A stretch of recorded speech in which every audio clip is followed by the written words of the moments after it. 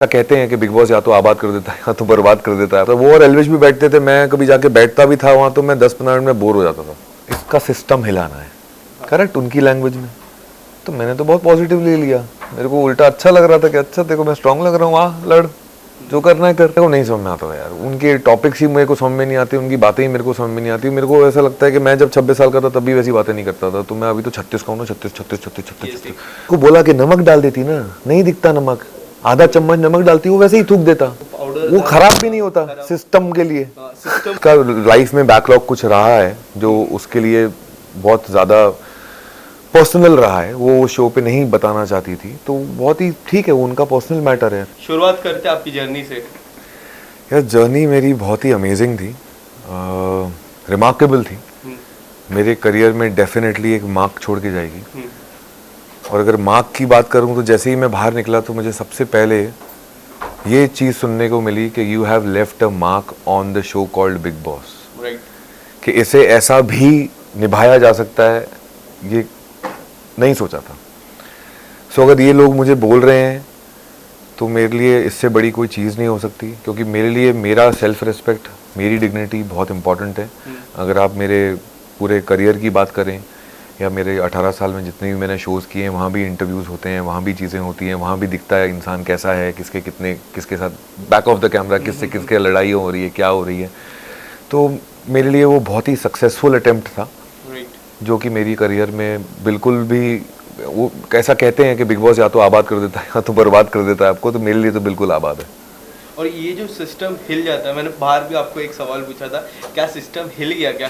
तो ये जो वाइल्ड कार्ड एंट्री के आने से, और मुझे ऐसा लगा कि वाइल्ड कार्ड एंट्री आए और सीधा मार्क आपको ही कर रहे, टारगेट हम जिससे कहते हैं टारगेट आपको कर रहे।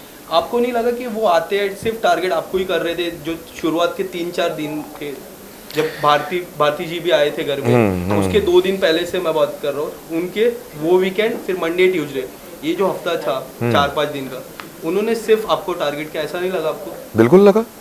और जब मैंने उनसे बात की तो मुझे कह रहे हैं कि यार मैंने बाहर देखा और मैंने उनसे पूछा कि सबसे वीक कंटेस्टेंट कौन है, उन्होंने बताया तुम, तो मैंने तुमको रोस्ट कर दिया। अगर मैं वीक कंटेस्टेंट हूँ, अगर मैं शो में कुछ कर नहीं रहा हूँ, तो आप घर में घुसते ही मुझे क्यों इम्पोर्टेंस दे रहे हो? राइट, आपको प्रीफिक्स अगर माइंड से आए हो कि मैं अंदर घर में जाते ही इस बंदे के साथ पंगे लूंगा, तो आप वीक इंसान को तो टारगेट नहीं करोगे ना, जो दिख ही नहीं रहा, जो कुछ कर ही नहीं रहा। आप किसको टारगेट करोगे? जो स्ट्रांग दिख रहा है। yes. कि मेरे को यार इसका सिस्टम हिलाना है, करेक्ट, उनकी लैंग्वेज में। तो मैंने तो बहुत पॉजिटिवली लिया, मेरे को उल्टा अच्छा लग रहा था कि अच्छा देखो मैं स्ट्रांग लग रहा हूँ, आ लड़, जो करना है कर। बट कई हद तक उनके आने के बाद अभिषेक के गेम में भी काफ़ी सारे बदलाव आए, इन टर्म्स ऑफ टास्क को लेके, बातचीत को लेके, वो काफ़ी क्लोज थे। मुझे याद है कि वो घर के अंदर एंटर हुए थे, फिर पूजा मैम आई, सडनली उन्होंने पूछा ये कौन है, तो आपने बोला शी इज पूजा भट्ट। हाँ। तो उनको नहीं पता था, तो उधर थोड़ा आपकी नोकझोंक हुई, फिर दोस्ती हुई, फिर नोकझोंक हुई, फिर एक टर्म था दोस्ती हुई, फिर एल्विश आया तो थोड़ी दोस्ती में थोड़ी सी दूर हुई। आप उस पर क्या कहना चाहोगे? यार अभिषेक के साथ ना मैंने कोशिश बहुत की, बट उसके साथ मैं एकदम वैसा कनेक्ट नहीं कर पाया कि जैसे मैं किसी दोस्त के साथ या मैं जिसके साथ आराम से बैठ के बातें करूं घंटों तक। उसकी बातें और मेरी बातें 10-15 मिनट टिक पाती थी, उसके आगे मेरे को समझ में नहीं आता। वो और एल्विश भी बैठते थे, मैं कभी जाके बैठता भी था वहां तो मैं 10-15 मिनट में बोर हो जाता था। मेरे को नहीं समझ में आता था यार, उनके टॉपिक्स ही मेरे को समझ में नहीं आते, उनकी बातें ही मेरे को समझ में नहीं आती। मेरे को ऐसा लगता है कि मैं जब 26 साल का था तब भी वैसी बातें नहीं करता था, तो मैं अभी तो 36 का हूँ ना, 36, तो अभी कहाँ से कर लूँ? But you look very young, to be very. Thank you so much. Tell us something, वो जो पानी का था, उस पे इतने रील्स, इतने वीडियोस बने सोशल मीडिया पे, जो पाउडर डाला था जिया ने, हाँ, वो एल्विश को पिलाया, हैंड वॉश डाल दिया था, हैंड वॉश डाला था, और एल्विश ने बोला कि हमारे वहाँ धर्म है पानी पिलाना। आप क्या कहना चाहोगे? आपने, आपकी बात हुई थी जिया को कि ये मत करो, कि ये कर, मैंने बोला था ना जिया को, मैंने पहले तो उसने बताया तो मेरे को हंसी आ गई, क्योंकि यार वो फनी चीज थी। अब वो मतलब वो ये नहीं सोच पा रही है कि मुझे हैंड वॉश नहीं डालना चाहिए था। एक नॉर्मल कॉमन सेंस होता है ना कि अगर पानी में कुछ डालना है और आप चाहते हो कि वो सिर्फ उस क्या रिएक्शन चाहिए, यही रिएक्शन चाहिए ना, नमक भी हो सकता था ना, तो उसके लिए हैंड वॉश डालने की क्या जरूरत थी? इसलिए मेरे को हंसी आ रही थी जिया की सोच पे कि तू ऐसा सोच कैसे लेती है, इतना इनक्रेडिबल कैसे सोच लेती है। थोड़ा नॉर्मल सोच ले, ज़्यादा दिमाग मत लगाओ जो है नहीं। फिर मैंने उसको बोला कि नमक डाल देती ना, नहीं दिखता नमक, आधा चम्मच नमक डालती, वो वैसे ही थूक देता, पाउडर वो खराब भी नहीं होता सिस्टम के लिए। सिस्टम बिगड़ जाता है। हाँ तो सिस्टम भी ठीक रहता। हाँ, वो पता चला जिया का ही सिस्टम मिल गया। Avinash, we have very short time. हाँ, जो एक बात मुझे आपकी पूरी जर्नी में लगी, एक मैच्योर लेवल रहता है ना, वो काफ़ी अच्छा। पूजा मैम का मैच्योर लेवल अलग, आपका मैच्योर लेवल अलग, और पलक दी का मैच्योर लेवल अलग जी।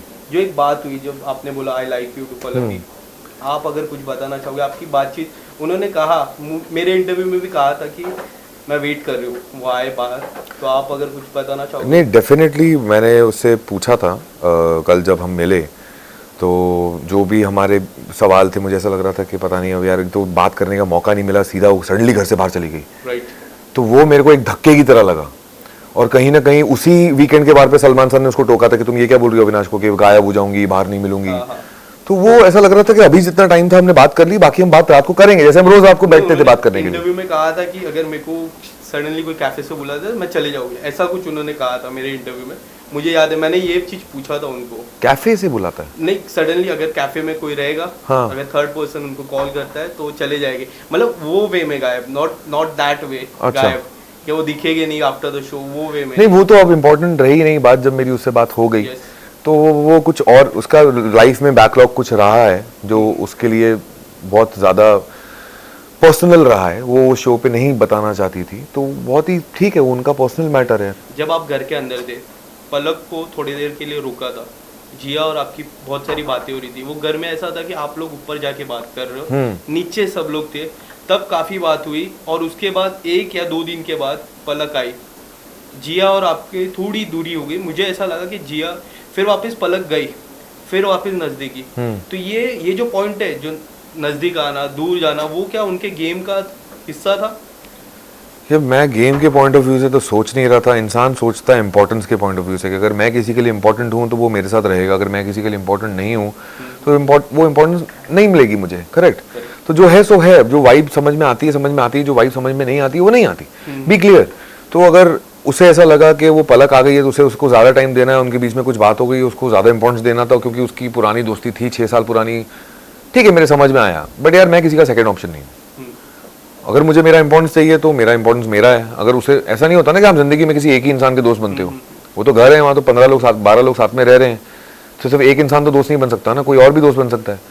तो मुझे उस वक्त ऐसा फील हुआ कि यार मतलब ये क्या है, मतलब अब जब हमारे साथ थे तो हमारे साथ, वो आ गई तो उसके साथ, वो चली गई है तो हमारे साथ, मतलब क्या है ये, थोड़ा सा वैसी वाली फीलिंग आई थी।